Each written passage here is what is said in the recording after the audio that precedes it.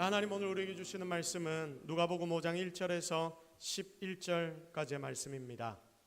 누가복음 5장 1절에서 11절까지의 말씀입니다. 우리 다 같이 한 목소리로 하나님 우리에게 주시는 말씀을 합독합니다. 무리가 몰려와서 하나님의 말씀을 들을새 예수는 게네사렛 호숫가에 서서 호숫가에 배 두 척이 있는 것을 보시니 어부들은 배에서 나와서 그물을 씻는지라. 예수께서 한 배에 오르시니 그 배는 시몬의 배라. 육지에서 조금 떼기를 청하시고 앉으사 배에서 무리를 가르치시더니 말씀을 마치시고 시몬에게 이르시되 깊은 데로 가서 그물을 내려 고기를 잡으라. 시몬이 대답하여 이르되 선생님, 우리들이 밤이 새도록 수고하였으되 잡은 것이 없지만은 말씀에 의지하여 내가 그물을 내리리이다 하고, 그렇게 하니 고기를 잡은 것이 심히 많아 그물이 찢어지는지라. 이에 다른 배에 있는 동무들에게 손짓하여 와서 도와달라 하니 이들이 와서 두 배의 채움에 잠기게 되었더라. 시몬 베드로가 이를 보고 예수의 무릎 아래에 엎드려 이르되 주여, 나를 떠나소서, 나는 죄인이로소이다 하니, 이는 자기 및 자기와 함께 있는 모든 사람이 고기 잡힌 것으로 말미암아 놀라고 세베대의 아들로서 시몬의 동업자인 야고보와 요한도 놀랐음이라.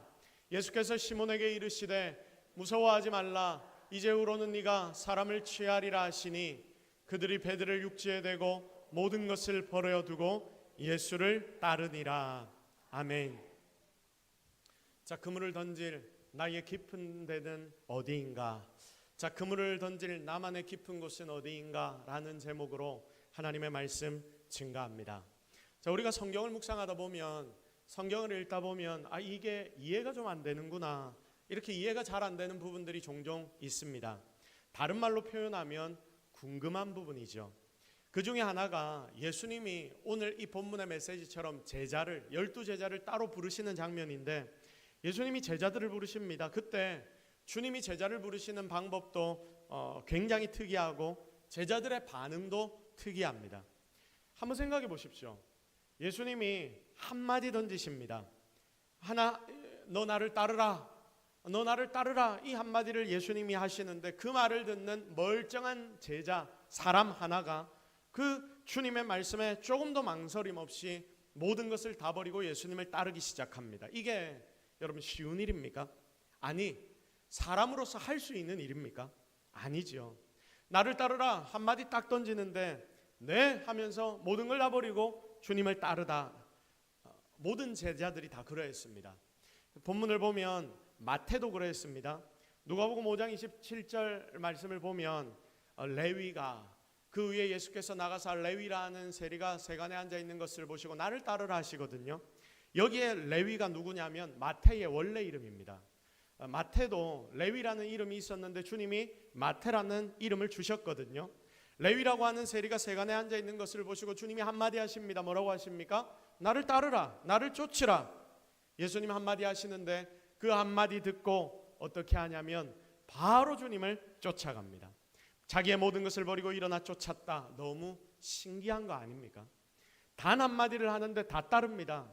뭔가 예수님의 목소리에는 마력이 있습니까? 예수님께는 뭔가 후광이 있습니까? 물론 있었겠죠. 그러나 사람 한마디 딱 던진다고 그 사람이 변해서 주님을 따르게 만드는 그런 일들이 주님께 있었을 거라고 생각되지는 않습니다. 여러분이 한번 지나가는 사람에게 질문해 보십시오. 한번 이야기해 보십시오. 당신 나를 따르십시오. 당신 나를 따라오세요. 저 무슨 정신 나간 인간인가, 이런 눈을 하고 나를 쳐다보면서 무시하고 지나갈 겁니다. 그 한마디 한다고 여러분을 따라오는 사람이 있습니까? 없습니까? 아무도 없습니다. 그런데 진짜 모든 것을 다 버리고 주님의 한마디를 듣고 따랐다. 놀랍지 않습니까?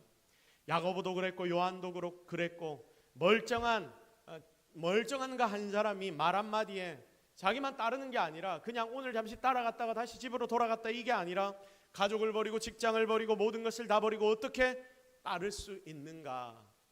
저는 성경을 보면서 이게 제 어린 시절에 어떻게 이럴 수 있을까? 제자들이 정신이 나간 것일까? 아니면 예수님에게는 뭔가 마성이 있어서 그런 것일까? 이게 굉장히 궁금했습니다. 여러분은 궁금하지 않습니까? 이런 말씀을 볼 때 이런 궁금증들이 여러분들에게 있어야 합니다. 이게 성경을 보는 여러분의 눈을 굉장히 넓혀줄 것입니다. 제자니까 특별해서 그렇지, 우리 보통 그렇게 생각하고 넘어가는데 성도 여러분, 절대 그게 아닙니다.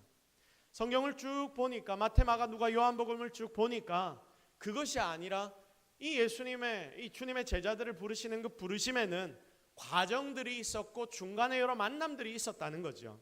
성경에 12제자를 다 부르시는 장면을 일일이 다 기록해 놓지 않았습니다. 왜냐하면 기록해야 될 주님의 사역과 주님의 일상에 대해 너무나 많은 기록할 것들이 있었기 때문에 이런 것 하나하나 다 기록해 보다 보면 성경이 너무 많아지겠죠.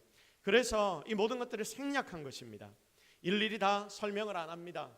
그리고 조금 전에 우리가 이야기했지만 마태를 부르실 때도 마태를 주님이 한번 부르시니까 마태가 따라왔다라고 기록이 되어 있는데 자세히도 기록이 되어 있는 것이 아닙니다. 마태, 마가, 누가, 요한복음을 쭉 보면 그 중에서 그래도 그 중에 제일 예수님의 부르심을 잘 살펴볼 수 있는 제자가 누구냐면 베드로입니다. 자, 그래서 오늘 우리가 베드로를 보는 것입니다. 오늘 우리가 초점 맞춰서 살펴볼 것은 베드로가 어떻게 제자로 예수님께 부름을 받았는가, 바로 그 부분에 대해서 오늘 우리는 좀 살펴보려고 합니다. 자, 그래서 예수님과 베드로는 한 번 만난 것이 아니라 그냥 예수님이 지나가다 내 눈에 딱 들었어, 너 나를 따라.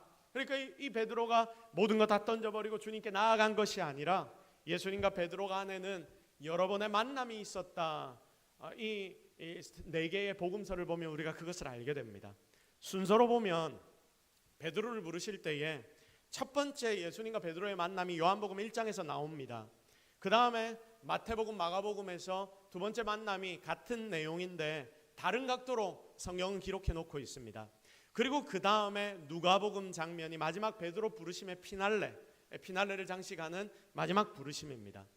이렇게 생각하면 좀 의문이 풀리지 않습니까? 저는 그렇게 해서 의문이 좀 풀리더라고요. 주님이 베드로를 단 한 번 딱 보자마자 찍어서 부르신 게 아니라, 그래서 온 게 아니라 몇 번의 부르심, 베드로의 입장에서는 여러 번의 자극이 있었고 여러 번의 부르심이 있었다. 먼저 요한복음 1장을 보면 베드로의 형제가 있거든요. 그 베드로의 형제가 누군지 혹시 아십니까? 안드레라는 사람입니다. 베드로의 동생입니다. 이 안드레는 원래 예수님의 제자가 아니라 세례 요한의 제자였습니다. 그런데 세례 요한이 예수님을 보면서 막 이렇게 외치기 시작합니다. 세상의 죄를 지고 가는 하나님의 어린 양을 보라. 예수님이 메시아다. 그는 흥하여야 하겠고 나는 쇠하여야 하리라. 나는 그분의 신들매 풀기도 감당치 못한다. 그러면서 예수님을 계속 높이고 자기는 발등에 때만치도 못하게 막 자기를 낮추기 시작합니다. 그러면서 어떤 일까지 하냐면 자기 옆에서 계속 배운다고 하는 자기 제자들까지도 예수님께 보내버립니다. 요한복음 1장 41절, 그가 먼저 자기의 형제 시몬을 찾아 말하되 우리가 메시아를 만났다 하고, 그러니까 드디어 이 안드레가, 세례 요한의 제자였던 안드레가, 세례 요한이 자기 선생님이 나에게 배우지 말고 이제 너희들은 예수님께 찾아가 예수님께 배워. 예수님께 가서 배우는데 그에게 하나의 확신이 생깁니다. 아, 이분이 메시아구나. 그래서 이 안드레가 자기 형 베드로를 찾아와서 이렇게 말하는 것이죠. 드디어 우리가 메시아를 만났다. 형에게 이야기를 합니다. 그리고 이 형 베드로를, 시몬을 예수님께 데려갑니다. 이때 예수님이 베드로를 보자마자, 원래 시몬이었지 않습니까? 시몬인데 예수님이 베드로를 보자마자 뭐라고 이야기를 하시냐면 너 이후에는 이제 게바라 갈 거야. 게바가 베드로라는 뜻입니다. 그래서 바로 다른 이름을 주는 것입니다. 보자마자 예수님이 베드로에게 진짜 베드로라는 이름을 주시는데 그게 예수님과 베드로의 첫 만남입니다. 그럼 그때 그냥 이 한마디만 했겠습니까? 여러분 한번 생각해 보십시오. 형제 안드레가, 동생이 베드로를 데리고 예수님을 굳이 찾아가서 예수님과 대화를 하기 시작했는데 예수님이 이때 너 이제 게바야, 너 시몬이 아니라 너 게바야, 너 게바로 살아야 해, 이 한마디만 하셨을까요? 아닙니다. 아마 깊은 많은 대화들이 있었겠죠. 진짜 예수님의 이 베드로의 입장에서도 예수님이 메시아인지를 확인하고 싶은 마음이 있었을 것이고 얼마나 대단했는지를 알고 싶었을 것이고 아마 굉장히 긴 시간 동안 서로 간의 대화가 있었지 않겠습니까? 주님과 베드로 사이에 여러 대화와 교제가 있었을 겁니다. 이렇게 베드로는 이름까지 받고 이 정도 했으면 베드로 마음에 내가 주님을 신뢰해야 되겠구나, 내가 주님을 좀 따라 볼까라는 생각도 안 들었겠습니까? 그런데 베드로에게는 자기의 삶의 배경이 있는 것입니다. 내가 먹여 살려야 하는 가족이 있습니다. 아내도 있었고요, 자녀들도 있었던 것 같습니다. 동생 안드레도 성경을 쭉 보니까 베드로와 같이 살았던 것 같아요. 자, 그리고 베드로의 장모의 열병을 예수님이 고쳐주시는 부분도 나오지 않습니까? 제자 베드로가 자기 장모 열병 든 장모를 데리고 왔을 때 주님이 고쳐주시는데 이 부분도 나오는데, 그러니까 장모님도 같이 살았던 것 같고, 자, 그러니까 아마 베드로의 마음에 예수님이 분명한 메시아임을 느끼고 예수님이 나의 마음에 끌리고 놀라웠지만, 그래서 예수님을 따르고자 하는 생각도 조금 들기는 했지만, 말씀에 대한 뜨거움이 있기는 했지만, 자기의 눈에는 무엇이 보이느냐? 현실의 장벽이 자기의 눈앞에 정확하게 있었습니다. 눈앞에 현실이 너무 무거웠고 또 자기가 져야 할 짐, 무거운 짐이 많았다는 말씀입니다. 사실 여러분, 이런 부분을 좀 묵상하다 보면 우리네 인생이나 베드로의 인생이나 거다 이런 느낌이 들지 않습니까? 세상을 살다 보면 이 사람 저 사람 전부가 다 여러 마음의 고민들이 있고 생각들이 있고 인생의 무게들이 있습니다. 말씀을 들을 때 때로 하나님이 은혜를 주시면 나도 막 뜨거움이 생기고, 그래, 저 하나님의 말씀이 맞는 거지, 하나님의 음성이 놀랍지, 나도 저 말씀을 따라 살아봐야 되겠구나, 그렇게 기도하고 결단을 하는데, 그런데 그때 세상 속으로 다시 일주일의 삶을 살기 위해 집으로 딱 돌아가 보면 우리의 눈에 항상 뭐가 보이냐? 내 눈앞에 닥쳐진 현실이 보이는 것입니다.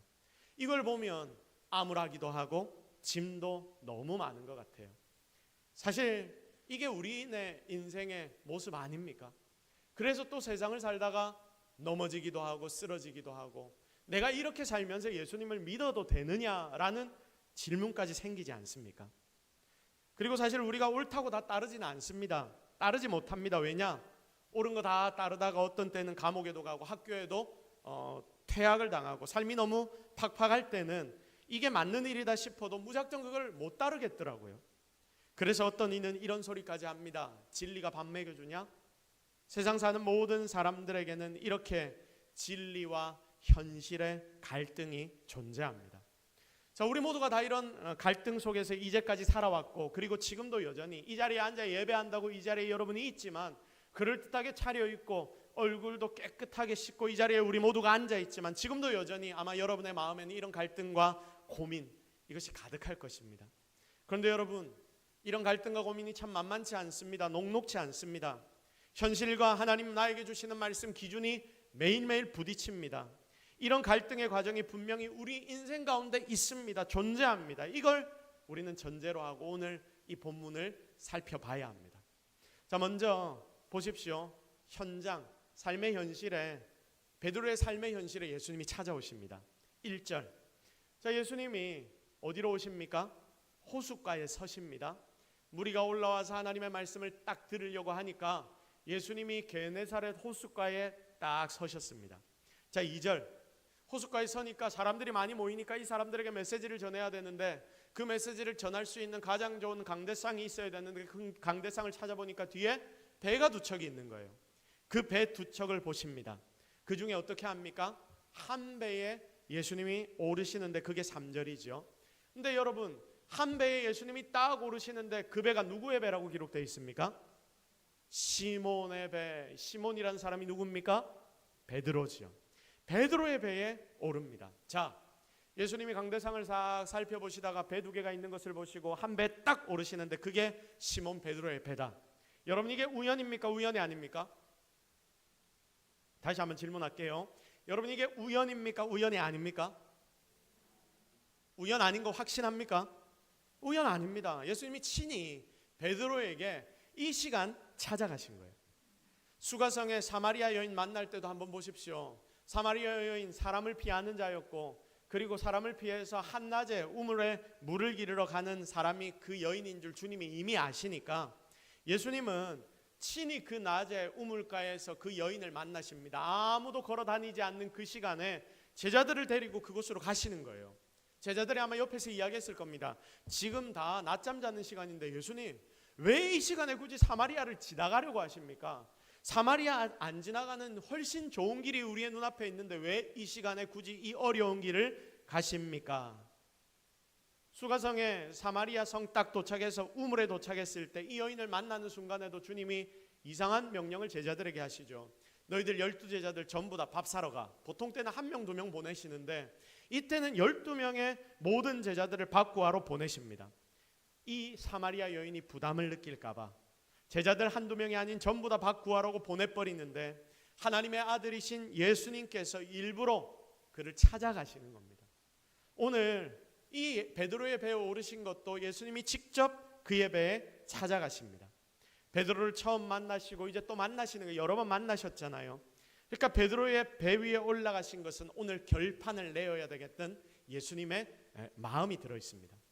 지금 성경에는 그런 내용이 기록되어 있지 않습니다. 예수님이 의도를 가지고 베드로의 배에 올라가셨다 이렇게 기록되어 있지 않지만 예수님이 배에 오르신 것을 우리가 보면 이걸 깨달을 수 있게 되고, 그리고 예수님은 이 배에 오르신 뒤 굉장히 많은 메시지를 그 무리들을 향해 선포하기 시작합니다. 배를 조금 띄워서 이제 하나님의 말씀을 증거합니다. 이전에 많이 들었던 말씀이었겠죠. 왜냐하면 예수님이 외치는 선포의 메시지는 복음의 메시지, 하나님의 구원에 대한 메시지였거든요. 그러니까 하나님 나라에 대한 말씀.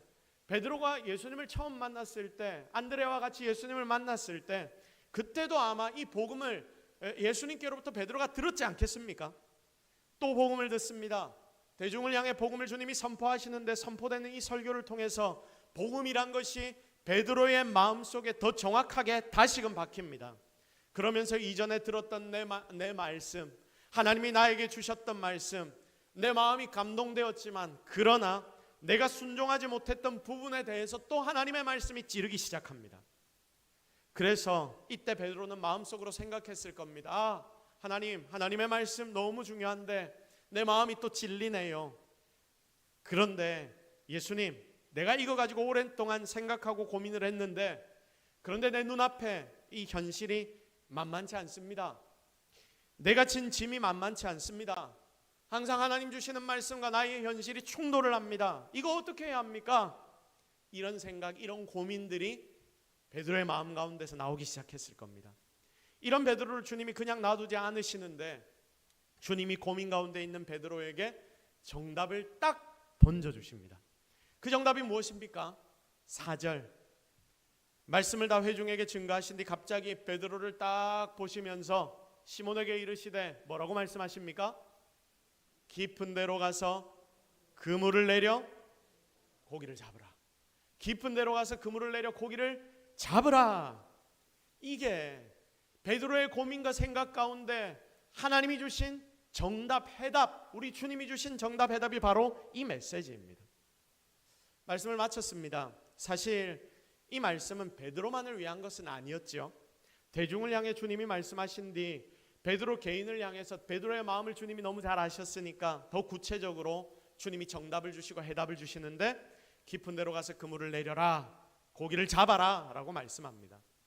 여러분, 이걸 잘 묵상하다 보면 정말 재밌는 게, 한번 보십시오. 결국 베드로가 깊이 고민하고 생각했던 문제의 해답과 정답, 베드로의 갈등에 대한 해답을 예수님이 지금 주시는데 그게 바로 이 메시지라는 거예요. 깊은 데로 가서 그물을 던져 고기를 잡으라, 이 메시지라는 이야기입니다. 너 지금 갈등하고 있지?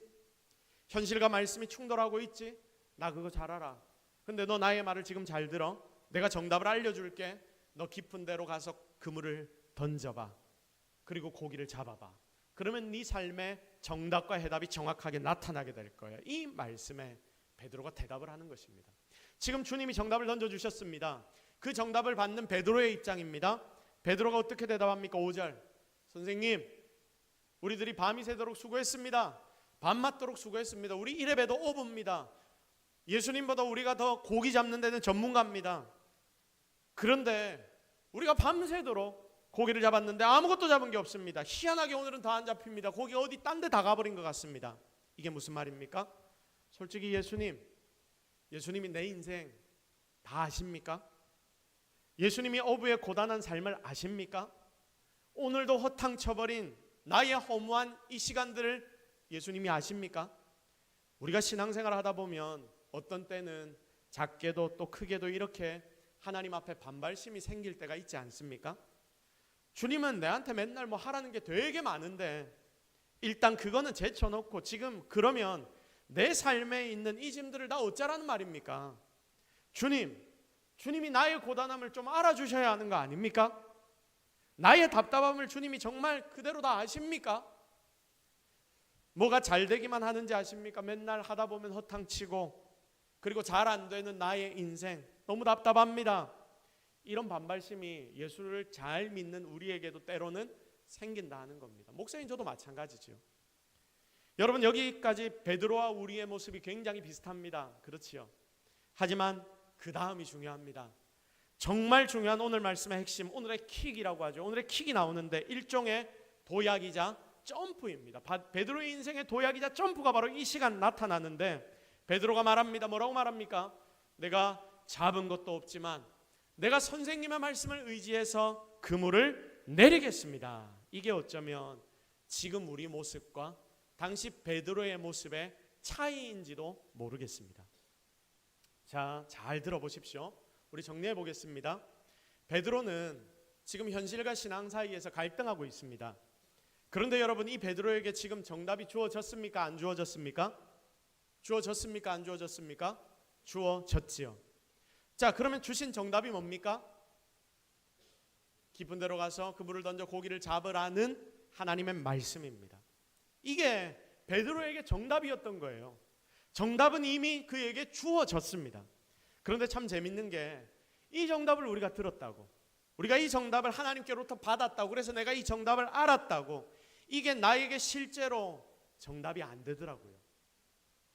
하나님은 분명 나에게 정답을 주셨다고 했지만 이게 우리의 삶에 나에게는 정답이 안 되더라고요. 이 정답이 진짜 내 삶의 해답이 되고 내 삶의 힘이 되려면 여기서 우리는 한 걸음 더 나아가고 도약하고 점프해야 하는데 진짜 삶에서 우리가 살아가는 그 현실 가운데서도 하나님의 말씀을 의지해서 정말 그물을 내리는 그 행동이 필요한데 신앙과 현실 이 두 개가 서로 만나는 순간이 있어야 그 정답이 진짜 나에게도 정답이 되는 것입니다. 자, 우리가 세상을 살면서 솔직히 갈등 많이 하지 않습니까? 그때마다 여러분 무엇을 느낍니까? 말씀이 내게 주어집니다. 그런데 눈앞의 현실은 너무 막막합니다. 그때 하나님이 또다시 나에게 똑같은 말씀을 주십니다. 그 말씀을 또 주실 때 오늘 베드로처럼 말씀을 따라 순종해서 행동하면, 한 걸음 도역해서 우리가 순종하면, 결단을 해버리면 그때부터 이 문제가 딱 풀려버리는 거예요. 하나님 능력을 그제서 체험하는 것입니다. 그런데 우리는 보통 어떻게 행동하느냐? 하나님 말씀 주시고 또 주실 때 또 고민하고, 그리고 또 똑같은 말씀, 이게 정답이라고 하나님 나에게 말씀을 주시는데 그 말씀 앞에 또 고민합니다. 첫 번째 말씀 들을 때 고민합니다. 하나님 또 말씀 주시면 또 고민하고, 그러면 고민하니까 놔뒀다가 또 하나님이 정답을 우리에게 주시겠죠. 그러다가 또 우리는 고민하고, 그러다가 결국 어떻게 되냐면 신앙의 방황에 나도 모르게 빠져들어가는 것입니다. 하나님이 이미 정답 주셨습니다. 그런데 정답이 나에게 정답되도록 만들려면 말씀에 의지해서 그물을 내가 내리겠습니다 라는 단계, 이 현실의 단계가 여러분에게 필요합니다. 오늘 이 시간 예배드리는 여러분 성도들 중에 이 단계가 지금 너무나 필요한 성도가 분명히 있다고 저는 확신합니다. 진짜 우리 모두에게 이게 실제 삶이 되어야 합니다. 그래야 응답이 정말로 나타납니다. 그래서 오늘 말씀의 제목처럼 내가 그물을 던져야 할, 나에게 주어진 그 하나님의 말씀, 그 내가 실제로 행동해야 할 나에게 주어진 그 하나님의 말씀은 무엇인가, 내가 그물을 던져야 할 나만의 깊은 곳은 어디인가, 여기에는 각자 적용들이 다 다르겠죠. 순종하고 행동해야 할 나만의 깊은 곳, 예를 들면 우리 교회 전체로는 쉽게 생각하면 다음 주에 있을 전도축제, 전도해라는 하나님의 명령일 수 있고, 그리고 그래서 머물거리지 말고 VIP 만나서 교회로 초청해야 하는 그 순간일 수 있고, 또 개인적으로는, 여러분의 개인적으로는 내가 하나님의 말씀을 받았는데 하나님의 말씀이 떨어졌는데 여전히 내가 이것 붙들고 씨름하면서 순종하지 못하는 그런 부분들이 분명 여러분에게도 있을 것입니다. 이렇게 말씀과 현실이 맨날 충돌합니다. 이게 당연한 겁니다. 이게 당연한 것인데 이런 상황 속에서 예수님은 이 충돌을 해결할 수 있는 기회를 계속 여러분의 삶의 말씀으로 허락하십니다. 그래서 결국 부딪히는 말씀과 그 현실이 하나로 합쳐지게 되면 그때부터 문제는 해결되는데 실제로 행하지 않아서, 우리가 이 말씀을 행하지 않아서 답이 없는 것처럼 보일 수 있는 때가 너무나 많습니다. 자, 깊은 데 가서 그물을 던지래. 이게 말이 안 되는 거거든요. 그런데 이때 또다시 한 번 더 말씀을 주십니다. 그러면 그 말씀 따라 구체적으로 행동해야 할 필요성이 있다는 거죠. 여러분, 이것을 오늘 이 말씀을 통해서 꼭 기억하시기를 바랍니다. 성도 여러분, 신앙은 뜬구름 잡는 게 아닙니다. 내가 믿는다 하고 그 믿는다 하는 말로 끝나는 게 아닙니다. 말씀에 대해 삶으로 순종할 때 그게 실제 아닙니까? 그게 현실입니다. 이걸 여러분의 삶에 채우기 시작하면 오늘 말씀에 나오는 이런 사건들, 기적이 일어나게 되는 줄로 믿으시기를 바랍니다. 여러분, 여러분의 삶에도 이런 믿음의 사건, 능력이 나타나야 하는 거 아닙니까? 우리의 삶에도 언제까지 전전긍긍하는 이런 답답한 믿음의 삶만 살아야 합니까? 말씀과 현실이 부딪힐 때 베드로처럼 현실을 뛰어넘는 그 말씀 실천이 나타나서 그때부터 실제로 능력은 여러분의 삶이 되고 믿음의 깊이가 깊어지게 되기를 주님의 이름으로 축복합니다. 그래서 오늘 말씀에는 베드로 보니까 고기를 엄청 실이 많이 잡았다는 기적으로 1차로 나타나게 되고, 그리고 난 뒤에 그것까지도 버리고 주님을 따라가는 삶의 헌신으로 드러나게 되는 것입니다. 자, 그래서 여러분이 이렇게 살기 시작하면 우리의 삶에는 세 가지 변화가 나타납니다. 이 세 가지 변화를 살펴보고 오늘의 말씀을 정리하도록 하겠습니다. 첫 번째, 여러분이 말씀을 실제 현실에서 살아내기 시작하면, 하나님이 여러분에게 주신 정답을 살아내기 시작하면, 첫 번째로 내 주인이 이제는 정말 바뀌기 시작합니다. 우리 함께 고백해 볼까요? 내 주인이 정말 바뀌기 시작한다. 시작. 여러분의 삶의 주인은 누구입니까? 예수님 맞습니까? 예수님이 여러분의 주인인데 여러분 그렇게 살 수 있습니까? 자, 말씀에 참 재밌는 부분이 예수님에 대한 베드로의 호칭이죠. 우리 설교를 많이 들어서 이 내용들은 여러분이 알 겁니다. 그래서 조금 다른 방향으로 이 부분을 한번 생각해 보겠습니다. 처음에는 뭐라고 부릅니까? 베드로가 선생님이라고 부르는데 그게 뭘로 바뀝니까? 주님으로 바뀝니다. 자, 5절, 선생님, 우리가 밤이 맞도록 선생님이라고 부르지요. 자, 그런데 8절 보십시오. 일이 벌어지고 난 뒤에, 순종하고 난 뒤에 놀라운 기적이 벌어지고 나니까 8절에 이렇게 부릅니다. 무릎 꿇고 주여 나를 떠나소서. 선생님이 뭘로 바뀝니까? 주여로 바뀝니다. 심플하게 생각해 봅시다. 선생님이 뭐냐면, 선생님이 이렇게 생각하시면 돼요. 내가 필요할 때 가서 배우는 존재. 그러니까 내가 뭔가를 알고 싶을 때 조언을 얻기 위해 찾아가는 자가 누구다? 선생님이다. 잘 모를 때 내가 배우러 가는 게 선생님 아닙니까? 그런데 선생님과 학생 이래버리면 삶의 주도권은 누구에게 있습니까? 학생의 입장에서 학생의 삶의 주도권은 누구에게 있습니까? 학생에게 있죠. 선생님이 학생을 다 통제를 못합니다. 학생의 주도권은 학생에게 다 있고, 학생이 궁금할 때에 선생님께 가서 질문하는 거예요.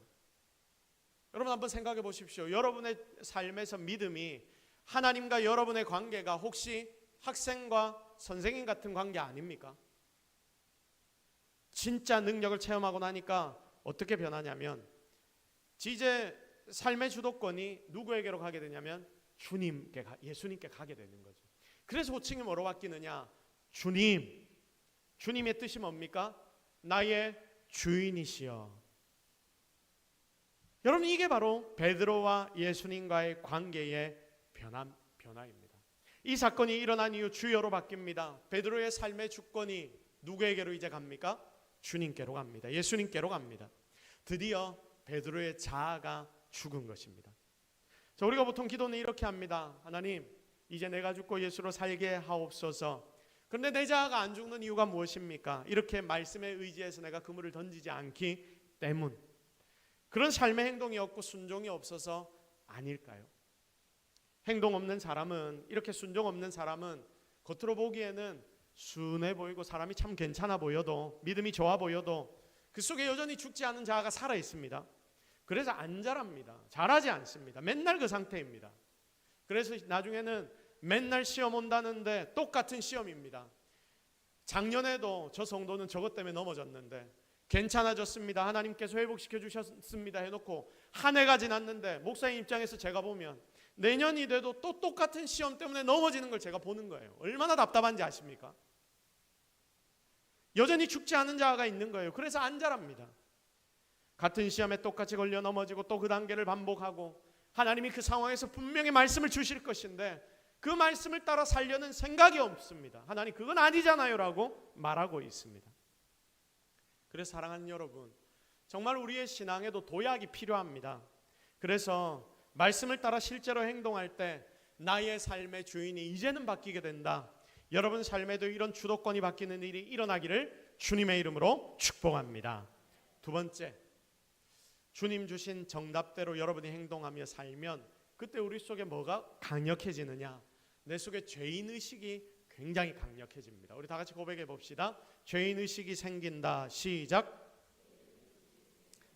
자, 좀 말이 그렇지만 진짜 하나님의 말씀에 순종하고 행동하고 살아가기 시작하면 죄인의식이 생깁니다. 자, 8절 후반부를 보십시오. 시몬 베드로가 이를 보고 예수의 무릎 앞에 엎드려 이르되 주여 나를 떠나소서, 나는 무엇입니다? 죄인입니다. 예수님 주인 삼은 뒤 베드로는 자기가 죄인임을 깨닫는 거예요. 나는 죄인입니다 주님, 진짜 내가 죄인입니다. 놀라운 변화 아닙니까? 복음이 증거될 때 나타나는 현상이 무엇이냐면 하나님의 복음, 예수 그리스도의 십자가의 복음 앞에서, 하나님의 임재 앞에서 다 같이 한번 고백해 볼게요. 분리 현상이 나타난다. 시작. 분리 현상이 나타난다. 자, 뭐가 분리됩니까? 자, 우리의 인생과 죄가 분리가 됩니다. 자, 오늘 말씀에서도 베드로와 그의 죄가 분리가 되거든요. 원래는 베드로와 죄는 하나처럼 이렇게 완전히 얽매여 있었습니다. 그래서 그의 삶에서 이게 죄인지 아닌지도 모르고 살아가는 것이 너무나 많았거든요. 처음에 그러니까 베드로는 내 속에 죄가 있는지도 모르고 복음을 제대로 경험하지 못했을 때 내가 죄인인 줄도 모르고 그냥 살아가는 거예요. 나는 괜찮은 사람인 걸로 착각하고 삽니다. 짐을 지고 가는, 책임을 맡은 가장, 이 정도 살면 잘하고 있지, 그렇게 생각을 합니다. 그런데 여러분, 그는 죄인이잖아요. 그게 안 보이다가 주님이 해답으로 주신 말씀을 따라 딱 순종하니까 그때부터는 죄가 보이기 시작합니다. 자신과 죄가 딱 분리가 되는 것입니다. 이게 성장이고 믿음이 자라는 거 아닙니까? 우리가 복음을 제대로 깨달으면 그때 나에게 있는 이 죄가 뭔지를 알게 되고 내가 죄인임을 깨닫게 됩니다. 이게 죄와 나를 분리시킬 수 있다는 말입니다. 그래서 죄가 내 속에 있으면 내가 잠시도 견디지 못하고 어떻게 할꼬, 내가 어찌할 거라는 생각이 드는 것입니다. 이전에는 안 그랬는데. 그래서 그거 가지고 회개하면 주님이 그걸 다 가지고 가주시니까 완전한 내가 회복되는 것입니다. 내 자아는 살아나고 나의 진정한 인간됨, 하나님이 만들어주신 창조의 원래의 모습은 그대로 있고 죄는 거기에서 분리되는 것이죠. 이게 대단한데, 왜 대단하자면 복음이란 게 내 속에 죄를 분리시키면서 내 속에 다른 모든 것들도 같이 분리시켜버립니다. 죄와 같이 온 모든 것들을 분리시켜버립니다. 귀신이 역사한다 그러면 이 귀신과 인생을 복음이란 게 분리시켜버리거든요. 그리고 내 속에 병이 있으면 이 병조차도 복음이 나와 병을 분리시켜버립니다. 그래서 치유의 능력이 나타나는 거예요. 나의 고집과 나도 분리가 되는 것이고요. 그래서 하나님의 말씀을 따라 행동하면 그때 우리는 능력을 체험하게 됩니다. 오늘 이 시간 사랑하는 여러분 가운데도 말씀을 행동함으로, 삶으로 나타내므로 놀라운 이런 능력들을 체험하는 우리 모두가 되기를 주님의 이름으로 축복합니다. 세 번째, 마지막, 주님 주신 정답대로 행동하며 살면 결국은 사명의식이 내 속에 생깁니다. 그런데 여러분, 여기에서 중요한 것이 뭐냐면 이 사명의식을 여러분이 딱 가지잖아요. 그때 이 사명이 나의 인생을 한 방에 정리시켜 줍니다. 우리 다 같이 고백해 봅시다. 사명이 내 인생을 한 방에 정리시켜 준다. 시작. 자, 아마 베드로 속에는 이런 고민이 있었을 겁니다. 이거 다 버려두고 가면 어떻게 하나? 내 가족 내가 다 버려두고 가면 어떻게 하나? 자, 말로는 버려두지만 여러분, 예수님을 베드로가 따른다고 해서 자기 가족들과 진짜 완전히 버리고 삽니까? 안 버리고 삽니다. 나중에 주님이 베드로 가족 챙겨주시고 막 이럽니다. 그런데 그의 중심에 모든 것을 버려두고 예수님을 따르고자 하는 그 중심을 주님이 보기를 원하시는 거죠. 지금 베드로의 마음에는 이 고민이 있습니다. 이거 다 버려두고 가면 어떡하나? 내 가족, 내 상황. 거기다가 지금 보세요. 주님의 말씀을 딱 따르니까 지금 잡아놓은 고기도 너무나 많고 대박 쳤거든요. 지금 잡아놓은 이 고기까지 놔두고 가면 어째 되나? 베드로는 맨날 이게 고민입니다. 정리가 안 됩니다. 삶이 정리가 안 됩니다. 그런데 보십시오. 주님이 그거 하시고 10절에 무서워하지 말라고 하신 뒤에 이제 후로는 네가 사람 낚는 어부가 될 거야. 인생의 작은 문제에 얽매여 지금도 살아가는 이 베드로에게 그 문제를 전부 해결해버릴 더 큰 사명을 주님이 확 주시는 거예요. 나를 위해 살아봐. 그걸 받으니까 베드로의 보는 세상을 보는 눈이 완전히 달라지는 것 아닙니까? 여러분, 우리가 초딩 때는 막 여러분 초딩 때 10원, 20원, 100원 이러면 굉장히 큰 돈이었지 않습니까? 100원, 200원 때문에 우리가 초등학교 때는 전전긍긍했습니다. 100원을 흘려버리면 그거 찾는다고 하루 종일 길을 돌아다녔습니다. 그런데 지금 여러분 중에 그런 사람이 있습니까? 아무도 없죠. 키가 크고 보는 눈이 훨씬 더 넓어지니까 이제는 1,000만 원, 2,000만 원 정도면 조금 고민이 될랑말랑 하는 게 여러분 아닙니까? 잘하면 보는 눈이 아예 달라진다, 그 말입니다. 좀 전까지는 베드로 고기 한두 마리가 나의 고민이었습니다. 어떻게든지 한두 마리 더 잡아서 이거 가지고 나의 가족들 먹여 살려야 하는데, 어머니 복양하고 가족을 먹이고 이런 거에만 신경이 집중되는데, 주님이 주시는 해결의 말씀 딱 붙잡고 눈 딱 감고 하나님 말씀 따라 행동하니까 한두 마리가 뭡니까? 상상도 못할 2배가 가라앉을 정도의 몽창실이 쓸어 담아주는 하나님을 발견하게 됩니다. 근데 베드로가 이걸 경험하고 나니까 고기는 이제 눈에도 안 보이는 거예요. 더 큰 것들을 주님이 주시는 눈으로 그는 바라보기 시작합니다. 이게 주님께로부터 사람 낚는 놀라운 사명을 받는 자의 삶의 모습인 것입니다. 잘 보십시오. 이렇게 큰 게 딱 이제 정리가 돼버리니까 여기서부터 베드로의 인생이 탁탁 정리되고 내가 주님을 따르겠습니다 고백이 바로 터져 나오는 거 아닙니까? 여러분, 이게 지혜입니다. 사명에 대해 어렵게 생각하지 마십시오. 사실 삶을 살아가는 여러분의 삶은 똑같습니다. 그런데 내가 직장에서 일을 할 때도 나를 위해서 이 직장의 일을 감당하느냐, 아니면 오직 주를 위해서 이 직장의 일들을 감당하느냐, 여러분의 이 시선의 차이가 바로 사명받은 자의 삶이냐 사명받지 않은 자의 삶이냐, 우리가 쉽게 설명하면 그렇게 표현할 수 있습니다. 그래서 여러분, 이게 지혜 아닙니까? 여러분의 삶 전체를 하나님 앞에 맡겨드리고 내가 하나님을 위해 살겠습니다, 사명을 중심으로 여러분의 삶을 딱 개편해버리면, 내가 내 자아의 주도권, 인생의 주도권을 우리가 갖고 있으면 아무리 노력하고 힘쓰고 했어도 실제로 내 삶이 정리가 안 되거든요. 그래서 맨날 힘들고 노력은 하는데 힘이 드는데, 하나님께 정답 받아놓고 정답대로 행동 안 하고 내 마음대로 사니까 그런 것입니다. 사랑하는 동서교회 모든 성도 여러분, 오늘 이 말씀에 베드로처럼 말씀을 의지해서 금을 내리리다, 하나님 주신 정답 여러분에게도 분명히 하나님이 주시고 계실 텐데, 그 정답을 듣고 실행하면 그때 내 속에 하나님이 보여주신 사명이 보이고 진짜 능력은 바로 거기에서부터 나타나게 된다. 결국 이게 여러분의 인생 전체를 정리시켜준다. 이걸 믿으시기를 바랍니다. 여러분 중에 인생의 정리가 필요하지 않은 사람이 사실 어디 있겠습니까? 관계의 문제가 있고, 가정의 문제가 여전히 있고, 삶의 문제가 있고, 돈의 문제가 여전히 있죠. 전신의 모든 게 어쩌면 다 문제투성이입니다. 그런데 이거 어쩔 수 없다고 우리가 그냥 세상 속에서 그렇게 끌려다니며 살아서야 되겠습니까?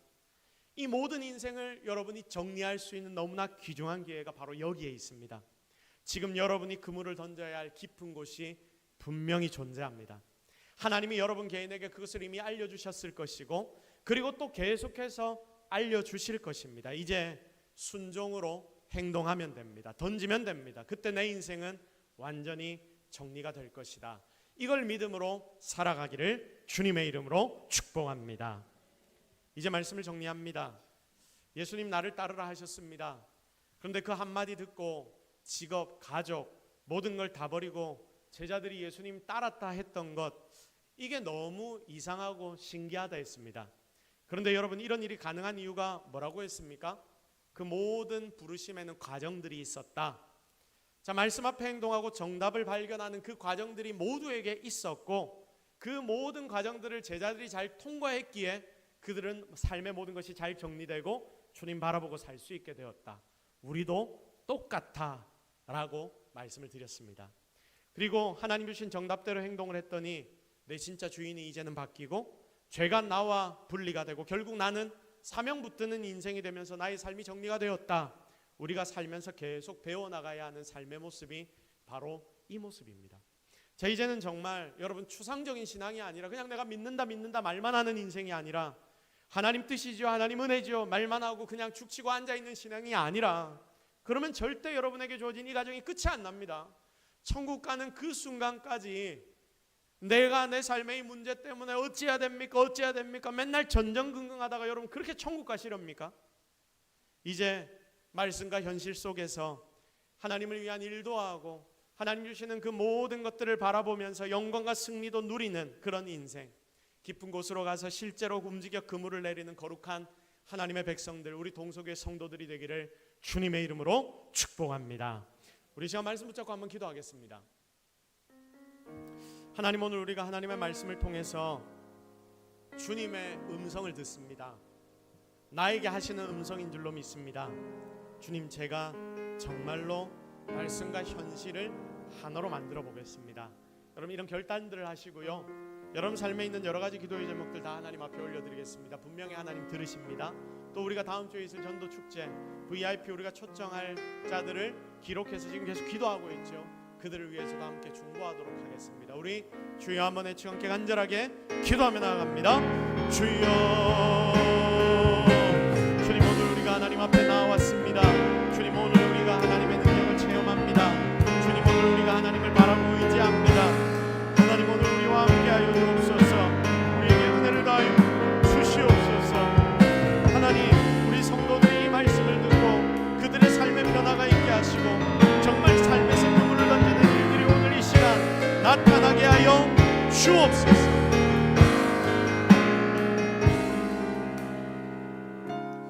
하나님, 말씀 들은 우리 성도들의 삶에 분명히 하나님 주시는 그 현실 가운데 그물을 던져야 할 깊은 곳이 있는 줄로 믿습니다. 하나님 말씀 주실 때 이제는 듣고 이것이 그냥 정답이구나 생각하고 넘어가지 않게 하시고 삶으로 이루어내는, 그래서 놀라운 하나님이 주시는 은혜와 축복을 누리며 살아가는 우리 모든 성도들이 되도록 주여 은혜를 다하여 주옵소서. 모든 것 다 하나님 은혜인 줄로 믿사옵고 예수 그리스도의 이름으로 기도드립니다. 아멘.